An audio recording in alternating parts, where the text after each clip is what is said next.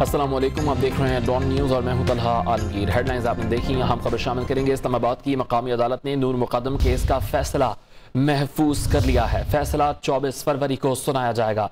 Don news के नुमाइंदे मोहम्मद ताहिर नसीर ने ज्वाइन किया है। ताहिर नसीर बताएगा समाअत के दौरान मजीद क्या कार्रवाई हुई है।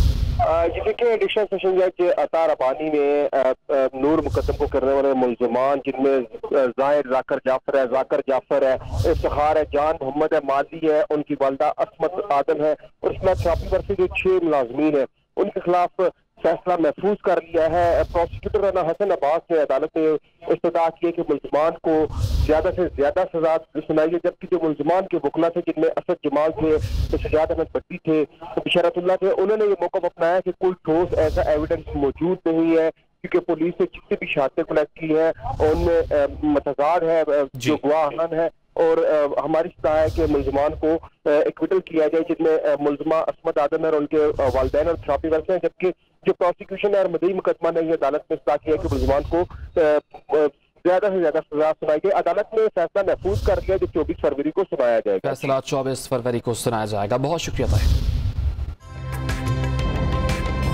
ताज़ा तरीन वीडियोस के लिए हमारा YouTube चैनल सब्सक्राइब करके बेल आइकन प्रेस करिए ताकि आपको मिले हर अपडेट सबसे पहले।